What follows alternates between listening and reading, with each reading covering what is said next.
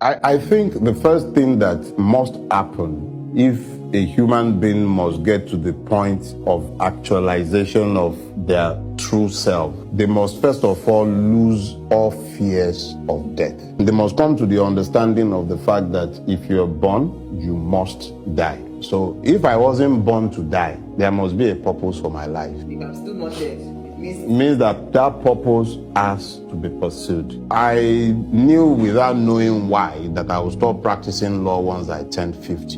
And when people would ask me, even my wife before I was married, and I've been married since 2002, I told her before we were married that she knew long before our marriage, within 3 weeks of knowing me, anyone would know back then that once I turned 50, I wasn't practicing law anymore. What I was going to be doing, I did not know. When people would ask, I would say I'll write, because that was always a passion. But as the time drew closer, I knew what had to be done. And what has to be done is that this system has to be confronted. And that is the purpose of my life.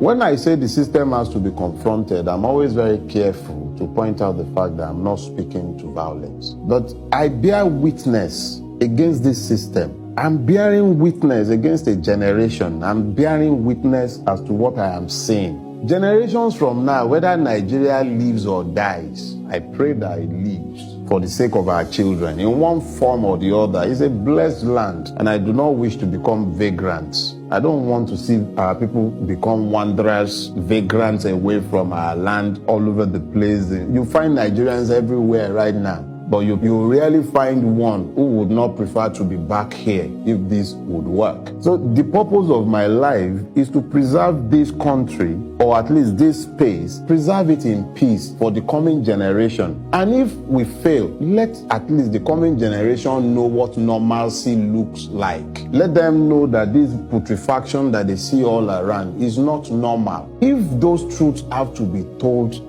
at risk to life, to economy, well, it doesn't matter. That is the purpose. The knowledge of that purpose drives me. The knowledge of that purpose makes it worth the while. It makes it, look, I bought that painting when I went to, I was somewhere in Abuja. So I bought that painting because every time I looked at it in the gallery, it reminds me of the average Nigerian, the pride, the defiance, the readiness to earn a decent, honest living if they will be allowed a place under the sun. If they will be allowed. The average Nigerian just wants a place to stand to work and a honest living. But the system does not allow him. I cannot see that and pretend not to see it. I'm not a poor man. I've worked in my life and I've been blessed. I can live. And I will not live to go and work anywhere. I will live. I don't need to work a day in my life. If I liquidate and get out of this place, but I can't go. If I go, what do I tell my children? That I gave up, I left because of Jaguda Pali and his band of robbers and marauders, all these crazy people who are ruining the country. I left because of them. I would rather stay here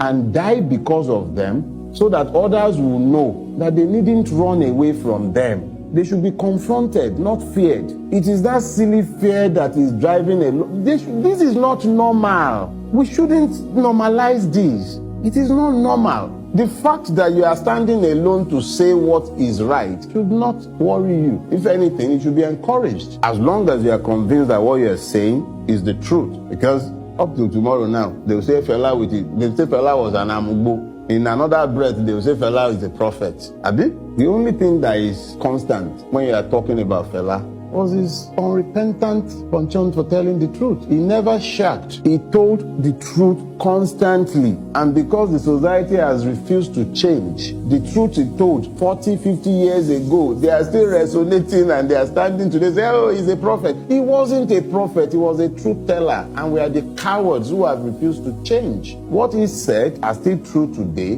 because we haven't changed. So I can keep backing from now until whenever I drop dead myself, just like Fela has dropped. The only thing that I know is that as long as what I have said are the truth, I would have lived well.